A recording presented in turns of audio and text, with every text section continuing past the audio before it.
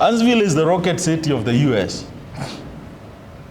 There's a lot of research when it comes to space science around the school. There are centers where actually rockets are made around there. So it's one of the main centers of rocket research in the US. And the school was actually founded on NASA imprints when it comes to research, science and technology. So this is a beautiful school in Alabama.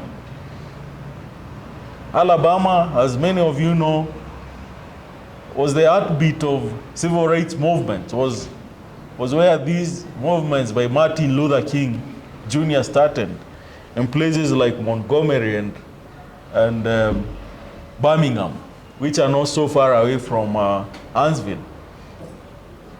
But Huntsville is taking over because this is becoming those smart cities of the future, where we expect a lot of science and technological activities.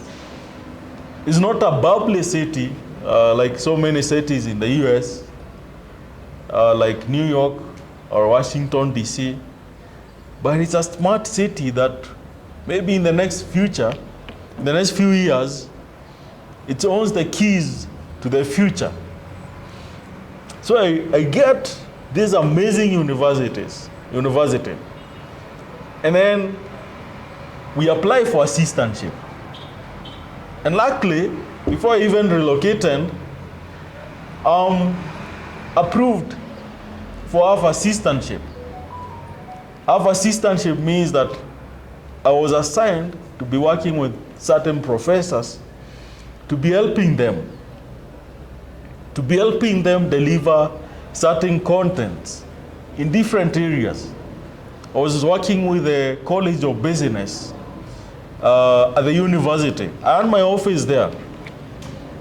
I would go there most of the time, especially past the COVID era, because the first semester we used to work remotely. So I got my office. I was working with 6 professors in the College of Business, helping them a lot, especially when it came to managing undergraduate students, grading them. I used also to grade master students, MBA students. So I get this amazing school. So our assistantship means that now instead of the amount of money that I was supposed to pay, the University of Alabama in Huntsville is very expensive. It costs roughly around 5 million Kenyan shillings per year to study at the school. Very expensive. So what happens?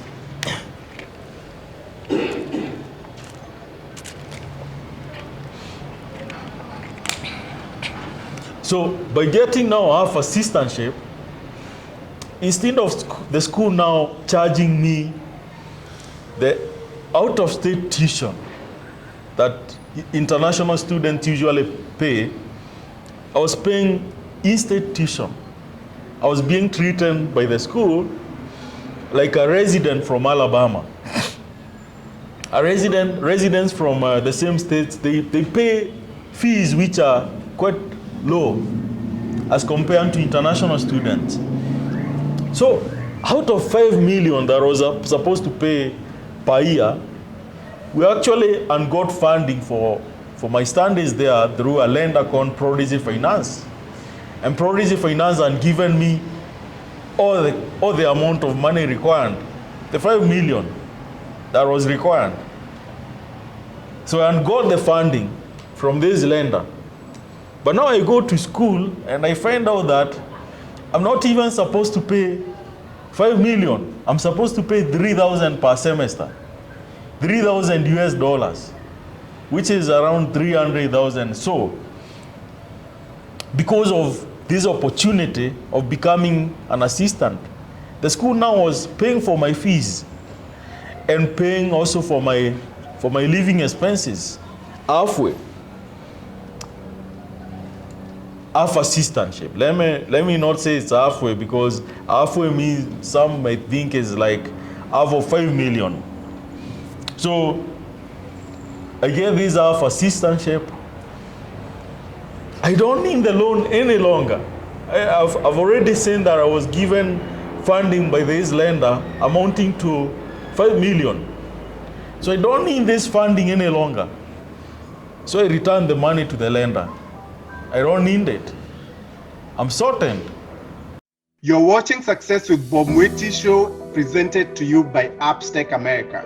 Appstech America is a consulting company that helps immigrants find amazing higher education and job opportunities in the tech industry in the United States.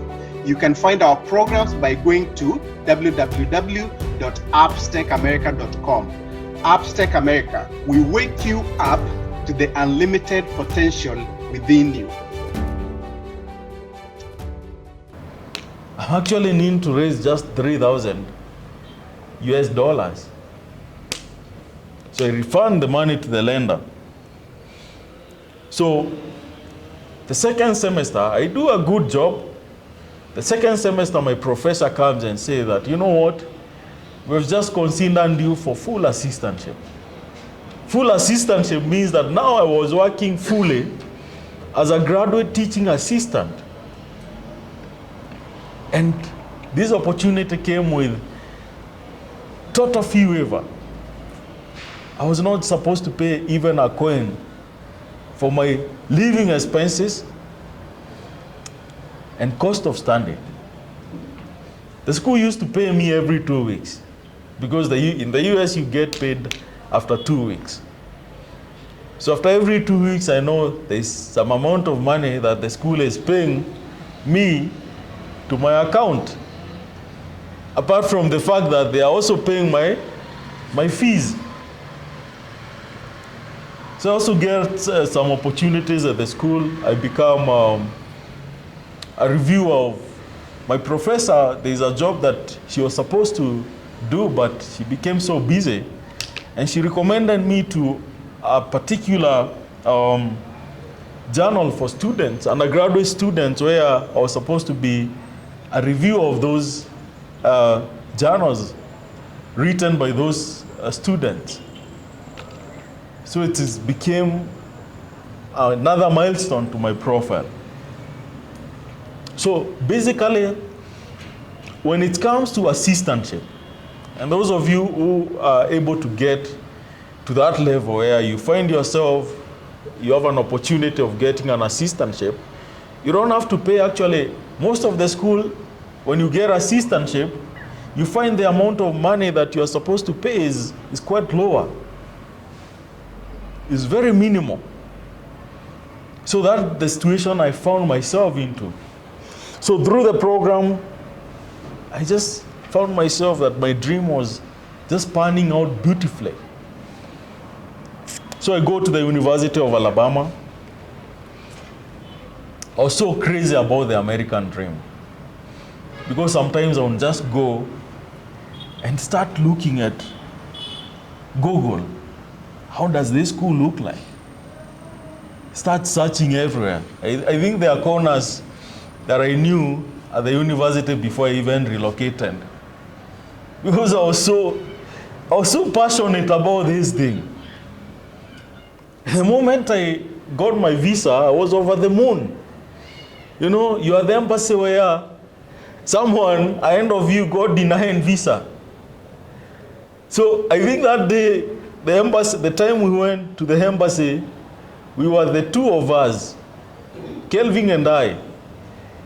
Kelvin, the one I was talking about, who is at the Illinois State University. So we would go to the embassy together, and Kelvin is ahead of me, and he gets his visa approved. My heart skips a beat. I'm like, he just scored so well in his GMAT. Now he has got his visa. I was chasing him because I don't want him to leave me in Kenya. What happens if I get denied? And then there is another lady who was going to a school in Missouri. She gets denied. I become completely off, anxious. Anxiety now is killing me. Will I now fall on this sign of denial, approval? So I go there, I try to sober myself up. I go and just, the visa officer, we seem to strike some form of conversation, and there was a lot of easiness in the interview. And then he just told me, your visa has been approved. It was one of the best days in my lifetime. And now comes the time for booking the flight. I boarded the Qatar Airways, my first time to fly outside, nationally and internationally. I've never been in a flight anywhere before. The closest that I've been to a flight was when politicians used to come to land their planes, their aeroplanes in my high school.